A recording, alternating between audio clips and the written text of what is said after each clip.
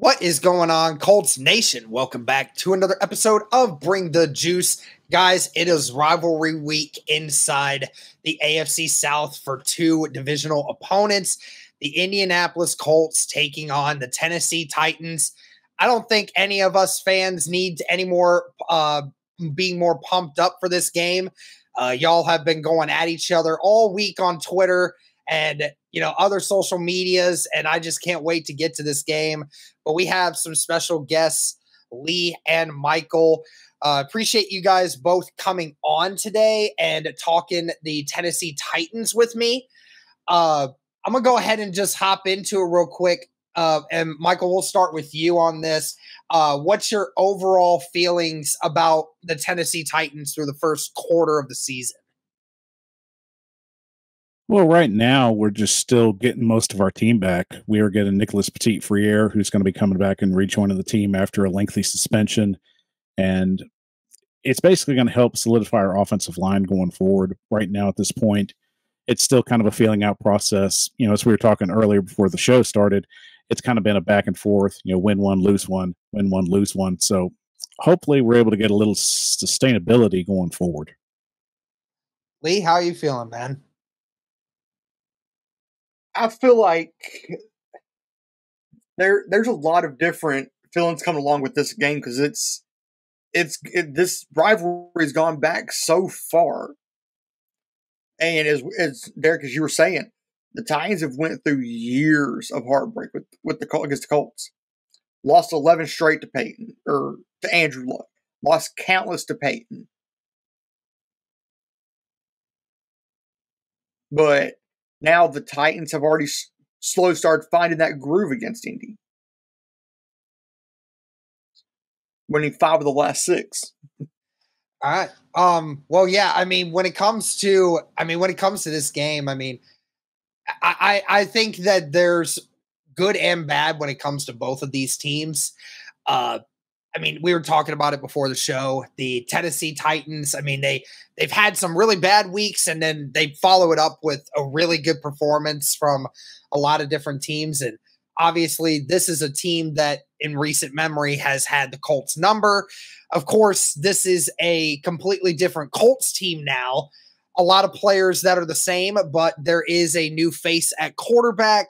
There is a new face at head coach. So the game is ran a lot differently now than what it has been under the Frank Reich era. Lee, I'll start with you first thing. What has been your thoughts on the Colts so far, like with Anthony Richardson and head coach Shane Steichen and what he's done from what you've seen? How do you feel about the Colts coming into the matchup? Well, the Colts, I'm going to say this, don't sleep on Indy. Indy is a good team on paper. There's a few holes that need to be plugged or fixed. Anthony Richardson, yeah, he's a rookie coming back off of concussion protocol. I think so. Yeah. The head coach, great job by him. Then you also have to look at the offensive coordinator, Jim Bob Cooter, who's a Tennessee native. The dude knows how to call an offense. Absolutely. But Indy as a whole, as I said, they're a good team. But I feel like they're a few pieces away. Yeah. From truly being a true threat in this division. Michael, how are you feeling about Indy coming into the matchup from what you've seen?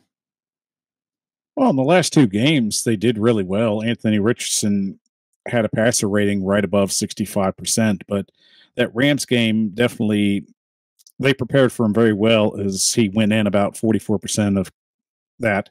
So my biggest concern for Anthony Richardson is it's just doing this on a consistent basis. He has the tools, he has the talent, and we know Shane Steichen's a wizard at making quarterbacks just at an elite level. But the thing is, with being at the head coaching position, you're wearing multiple hats. So you're not going to have that opportunity to really just have your hands-on experience like he has in previous stops. But overall, the Colts definitely are still in a rebuild mode. They could be that team that surprises you and ends up winning between 5 to 8 games this year. But realistically, one of the things they are going to have to do to continue this trend is draft well and continue to try and keep their guys healthy. And Michael, real quick before we hop into the next thing with the offense, give me a quick rundown of your guys' injury report. Obviously, you're talking about Nicholas Petit-Frere coming in at left tackle now.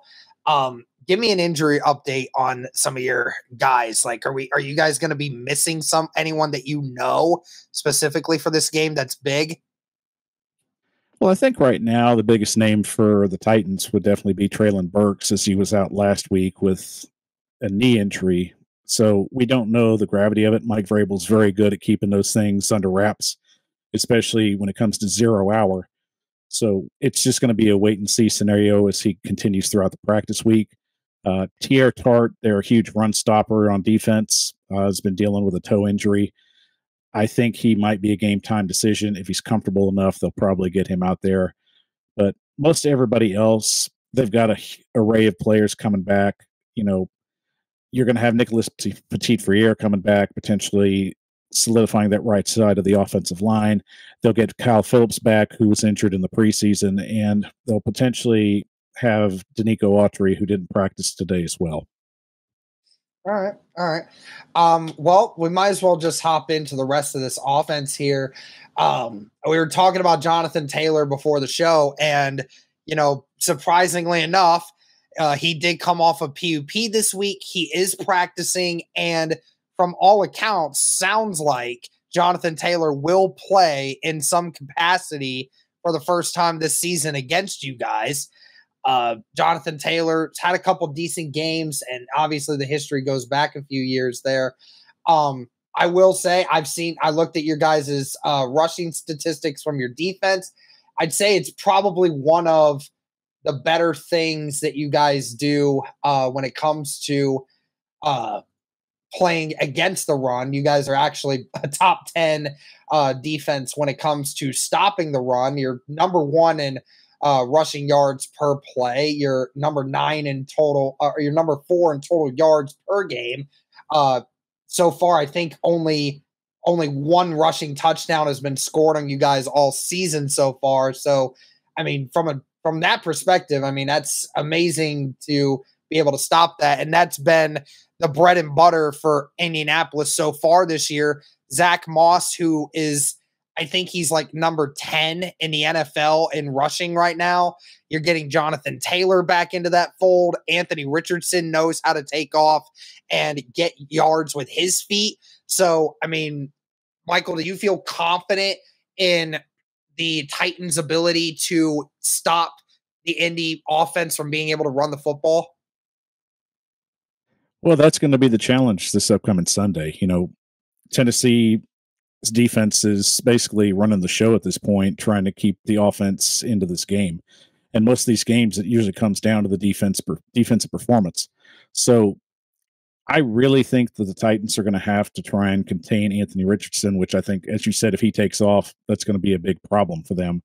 But also, as Richardson was told by, the Jacksonville quarterback earlier this year, you need to start taking care of yourself, man, because this is defense. They're going to eat, and if they get a hold of you, they're going to take it personal. Lee, how do you feel about your defenses stacking up against the Colts rushing attack? I feel like the Titans can do it. The Titans, as you said, the stats don't lie. The stats for the Titans don't lie. They proved it last week. They held Cincinnati to, I think it was like 72 yards total on the ground. Right. But the biggest problem for us in the run game would be Anthony Richardson. Yeah, Richardson is a big dude. He's like 6'5", 250? He's 6'4", 255 and runs a 4.4. So he gets that corner, he's gone.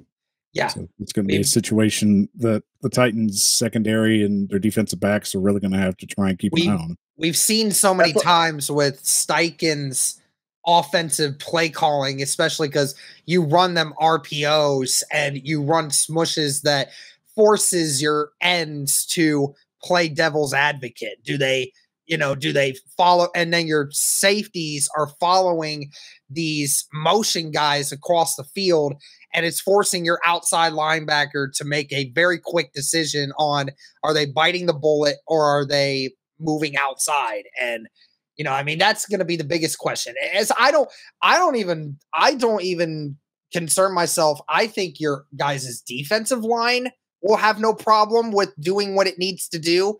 I think they're going to perform just as well as any other defensive line has against Indy so far. But I think where it mostly comes into play is the outside linebacker play, because with Indy now potentially getting Jonathan Taylor back for this game and Anthony Richardson being able to run on the outside, the speed on the outside is what's going to matter the most, stopping Anthony Richardson and Jonathan Taylor, like you said, Michael, to keeping them from getting outside and keeping everything in. So, I mean, Lee, do you think that your linebackers, your outside linebackers, have that ability to do that? I think they do. Let's go back to last season, Titans Chiefs last year. When you can take and set the edge and force your quarterback to become one-dimensional, the Titans are the best there is at that. But when you lose that piece on the edge, like the Titans did last year with Bud Dupree, you're going to have a problem. But I feel like Arden Key, Harold Landry's back for this year. You have Caleb Murphy, Rashad Weaver. You've got a list of edge rushers and outside linebackers that can do it, that have done it at a high level. Absolutely. Yeah, I mean, I think that you guys definitely, especially from a defensive line perspective, I mean, obviously, Jeffrey Simmons, maybe the most underrated defensive lineman in the entire NFL. Oh, yeah. Danico Autry, Harold Landry, again, guys that are pass rush specialists, no question about it. We'll see how they do. My biggest concern with the Colts is still missing Bernard Ryman, our left tackle. And I think Ryan Kelly's going to be back this week at center. Even though he missed last week, he had a concussion last week, and he practiced 2 full practices and still somehow didn't make it out of protocol. And he's still in protocol now, even though he's practiced fully twice so far this week, which is very strange to say the least. But I'm a little more optimistic that with another week of rest that he'll be ready for this game. We're definitely going to need it, because Bernard Ryman is a top 5 left tackle in this league right now from all the blocking metrics. And if he's not in there, that definitely makes it for a long day. But Michael, let's go to your guys' secondary really quickly, because I mean, it feels like the same exact secondary to me that I've always seen. Obviously, you got Kevin Byard still back there. You got Christian Fulton out there. Amani Hooker, the same guys that I feel like I always see over there. Is there anyone on the Colts passing attack that you kind of hope that the Titans are keeping an eye out for? Because the Colts really use their tight ends in the middle of the field really well. Josh Downs is becoming a possession guy, and Michael Pittman's definitely trying to become more of the big play guy down the field. Well, I think, as you said, you have the safeties of Byard and Hooker, which is the best safety tandem right now in the NFL. So they're going to go and challenge those tight ends and basically force Richardson to throw to the wideouts. So at this point, really, the play of the defensive front is what dictates how the secondary plays. If the front's getting the pressure on the offense quickly, then they're given the opportunities for the secondary to go out there and potentially make plays out there, whether it be just an interception or potentially even just a bat down. So at the moment where you see this defense play, the strength, of course, is going to go in between what the defensive line does, but how that happens, that basically dictates the whole game from the secondary's point of view. They basically feed off what they do, and it's kind of a charge kind of situation, if that makes sense. Well, and I saw some clips from my guy Lawrence Owen, who does film studies every once in a while. He was doing some on your guys's team, and he does show, a few times against Cincinnati when you guys were getting further ahead in the lead. Your guys' defense has the confidence in being able to play very shallow, but still at the same time feeling like they're aggressive enough and smart enough to recognize where the play's going quickly and limiting big plays, which is obviously what you guys did against Cincinnati the whole game outside of the first drive. So, I mean, obviously it was working there.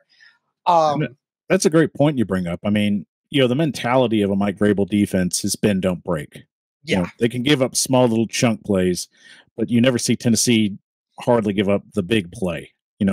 They're trying to just contain as much as they can.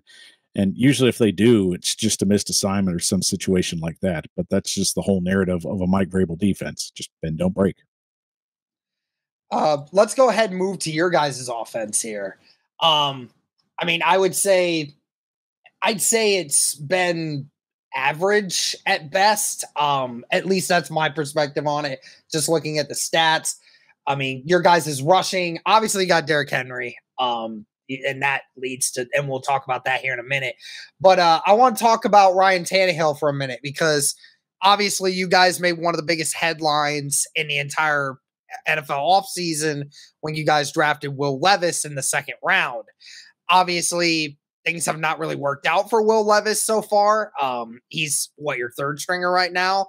So I mean, obviously things are not going great for the hype train for Will Levis, but of course they said they're still going to run with Ryan Tannehill and, things like that. And then, it just seems like from all metrics, passing wise, the best stat that you guys have so far is, I mean, you're number 20 in yards per pass, but that's about as best as it gets from the numbers perspective. And Lee, I'll start with you on this. What's your thoughts been on Ryan Tannehill so far this season? I'm going to say this. One, I'm not 100% sold on Tannehill. I feel like if the Titans can hang on and win this week, but you start seeing that decline and going back to how you were week 3 against Cleveland, there will be a quarterback change. They'll be forced to go to Malik Willis.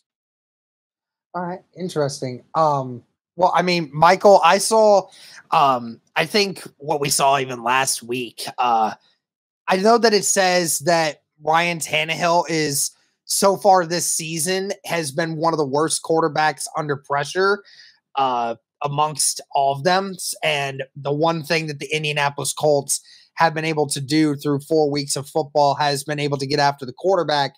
They've sacked the QB 14 times through the first 4 weeks of the season.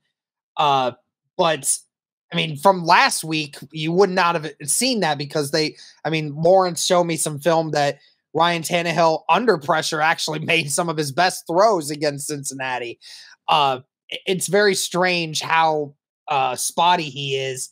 But again, I ask you the same question. How do you feel about Ryan Tannehill going into this game and how he's performed this season? I think basically the first 4 games of the year are basically kind of the preseason for most teams. You're trying to get your feet under, you're trying to get more evaluated in the playbook. And that's just generally how it is in the NFL. Ever since the collective bargain agreement came in where less contact was implemented in the contracts for the players, that's basically what we've been seeing the last decade. So Tannehill getting off to a slow start, to me, it's not a surprise. I'm very much more on the mindset where you look at the offensive line. That was basically one of the key issues there. It's trying to get him comfortable, trying to find the right setup while we were trying to figure out what the situation with Nicholas Petit-Frere was going to be, trying to get Andre Dillard, the left tackle, acclimated to the game. And of course, he's had his fair share of troubles. But right now, it's been an up and down scenario. But last week was a good example of what a Tim Kelly-led offense with Ryan Tannehill playing under center can actually be if it's successfully utilized. Yep. And I don't know what it is, but it is always a Ryan Tannehill thing to always have the Indianapolis Colts number, especially since you guys have gone on this win streak against the Indianapolis Colts. It just always seems like every matchup, doesn't matter how bad Ryan Tannehill's playing, just somehow, some way seems to have his best games ever against the Indianapolis Colts. He always has those 2 or 3 runs where it's like 3rd and 15, and somehow Ryan Tannehill gets 17 and somehow moves the drive once again. And it just annoys the hell out of me how much that guy does that to our team here. But yeah, so we'll go ahead and hop into your guys' guy, Derrick Henry. Clearly still one of the best running backs in the league, no question about it. Always seems to run the ball relatively well against Indianapolis. Usually runs the ball pretty well on almost everyone. So far, the Colts have been one of the worst defenses at stopping the run, actually giving up almost 127 yards per game rushing. So, I mean, it's been a struggle. I think it's mainly been due to the fact that DeForest Buckner has not been remotely healthy the last couple weeks of the season, and that's really hurt on the inside, on the interior. And also, I think just with the new way the Colts are trying to attack their defense, I think that they're giving up less. They're giving up less inside pressure. And I think that's ultimately what the problem is right now, because the secondary is so young. They're trying to give more help in the backfield rather than committing to the run. So I think that's been an issue. But Michael, I'll start with you on this one again.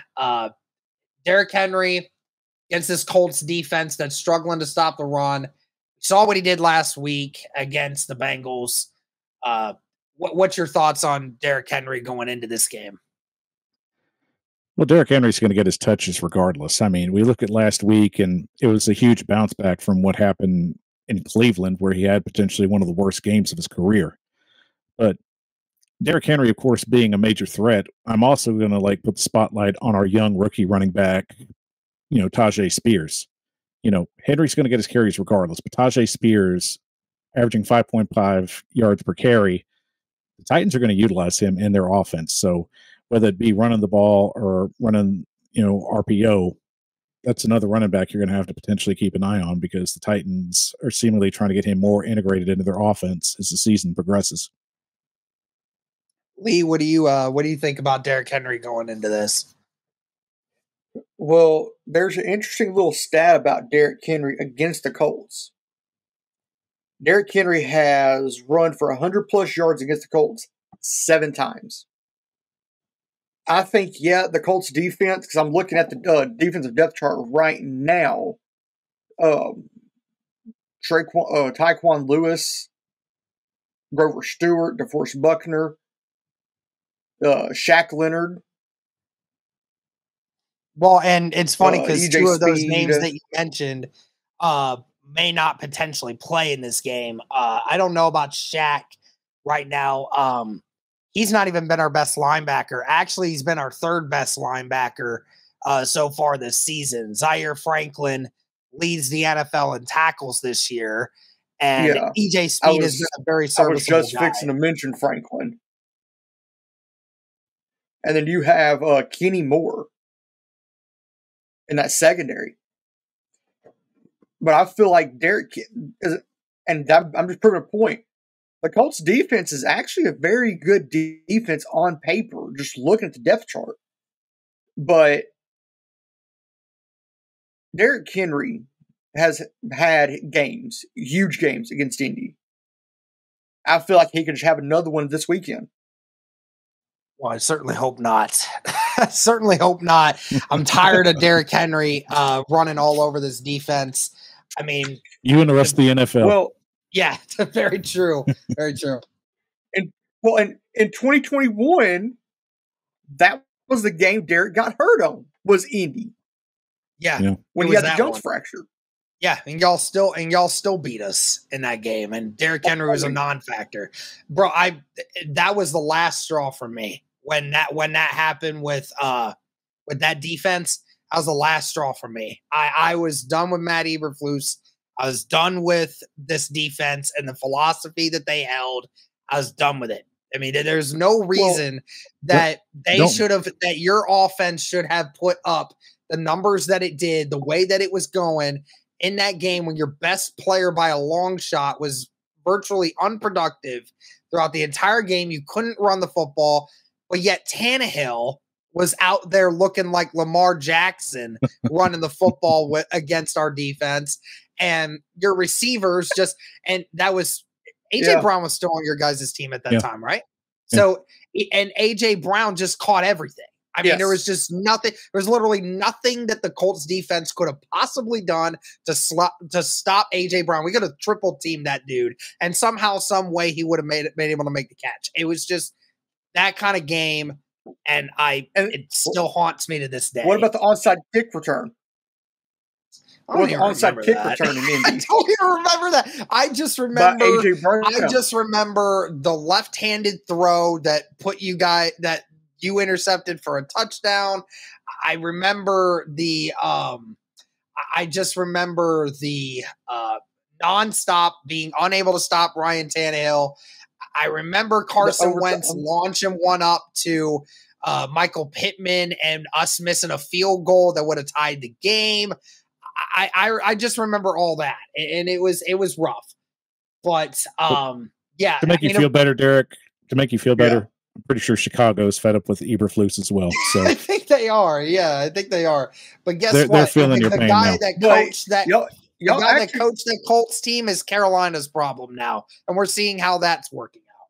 So, but y'all now have a competent defensive coordinator in Gus Bradley. Competent. That's the biggest question. My thing is the one thing I have a problem with when it comes to Gus Bradley is his inability to send pressure. He is not a blitz kind of guy. He is like I think he's second to last amongst defensive coordinators in regularly sending pressure. And it annoys me so much because outside of DeForest Buckner, we don't have a guy that can consistently destroy you on the edge. And that ultimately makes DeForest Buckner a lot less effective at being able to do that. So, at the end of the day, I know Derrick Henry is going to get his 30 touches this game because that's how it always is every time they play against the Colts. Talk to me about your wide receivers here, Lee, because I mean, obviously, Treylon Burks. I assume at some point he's gonna. I presume he's playing. I don't know if he is or not. DeAndre Hopkins, who obviously was a huge signing for you guys in the offseason. I've seen he's been making catches. I don't think he's really made your offense insanely more explosive, but he's been semi-productive. I mean, how do you feel about this wide receiver group coming into this matchup? But DeAndre Hopkins is due a big game, and it's no offense to your secondary. I do think you have some playmakers there, but DeAndre Hopkins is foaming at the mouth to just have one of his signature games, and the Colts seem like the best matchup for him right now. So I'd expect them to try and throw to him early in the game, but I wouldn't be surprised if they try and get Chigokongwu more involved in the game as well. Titans seemingly want to try and get their tight end sets moving, and Chig just hasn't had that opportunity to get the ball. But, as Lee mentioned, Chris Moore's another guy that's kind of just creeped out of the woodwork and really just made some big plays for the Titans in the last couple of weeks. So I wouldn't be surprised to see him try and catch a long ball out there in the field, potentially maybe early in the game as well to set the tone. Yeah, I mean, I think that the problem with the Colts secondary is it's insanely young. Kenny Moore is the only guy that has multiple years experience, etc., with this unit. And he's back to playing like what he once did. Outside of that, your best guy in the secondary for you, Dallas Flowers, he got injured this last week and had to have season-ending surgery and he was a second round or a second year undrafted guy that you had, and that was your best corner coming into last week. And so now we have a rookie that we drafted in the second round that missed almost the entirety of the offseason because of injury. You have a guy that shined in training camp, but allowed Nico Collins to get 7 receptions for 150 yards against him in week 2 that got him benched by the other guy that replaced him. And the guy behind him is a Jalen Jones, who is a 7th round corner coming into this.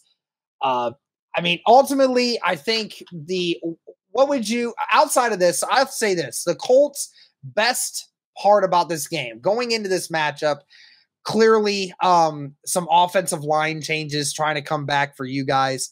The Colts' defensive line has been really good at getting pressure. I don't know if Kwity Paye is going to be back for this game. I don't think he is, which is really rough because he has 3 sacks for the first 4 weeks, and he was off to an amazing start.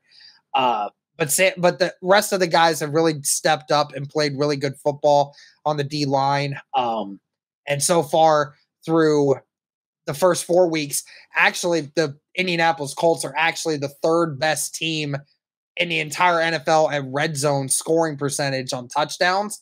They've actually scored a touchdown on 72% of their red zone drives, which is an insurmountable new number compared to what it was under the previous coaching administration. Obviously, with Anthony Richardson being in there, you can get a lot more creative in the red zone, and it has allowed Indy to get a lot better touchdown percentage improvement.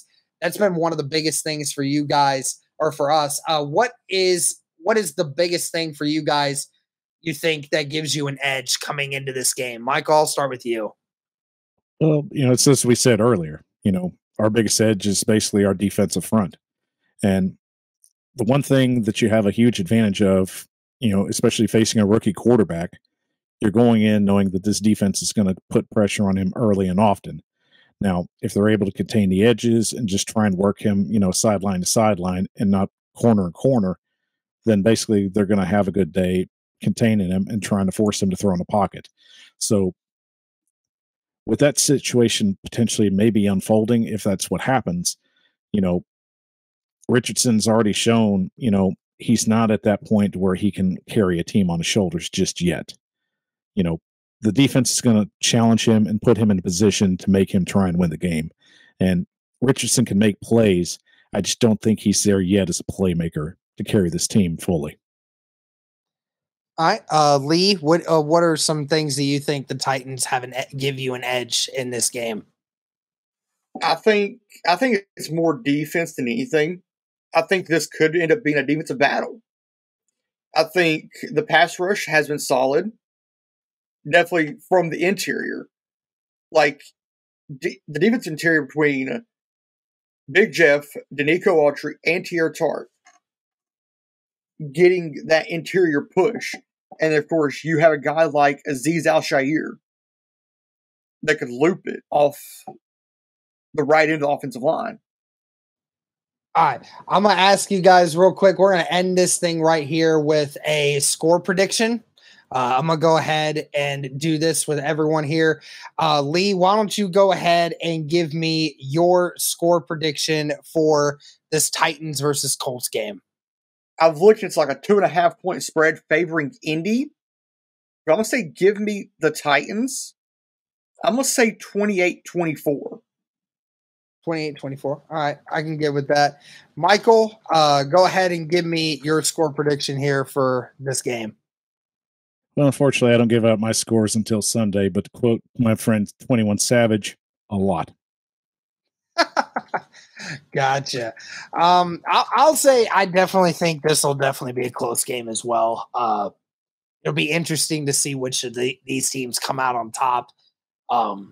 Again, it's been up and down with you guys. It's been up and down with us too. So it's two teams really trying to figure out their identity for the remainder of this season. So it'll be awesome to see this one. I'll probably go Colts. 21-17 in this one. I think it'll be a good game.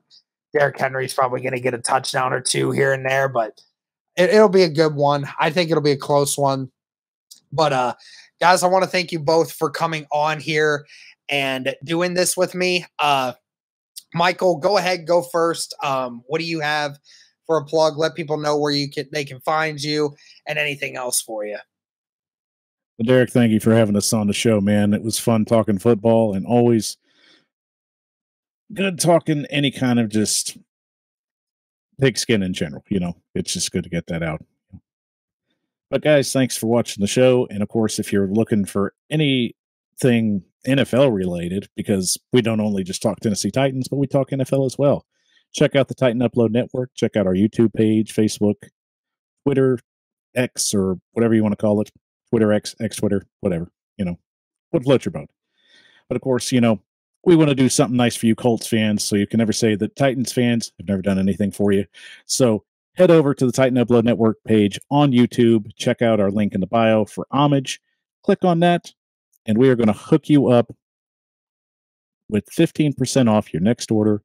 Shop around for anything Colts related you're looking for, because new year, new gear, new you. So check that out, and you can never say we did anything for you. Well, I'm sure that's one thing that Colts fans can appreciate. All right. And Lee, I got you, man. I know you're cutting in and out here with the Titan Upload Network. I appreciate you, man.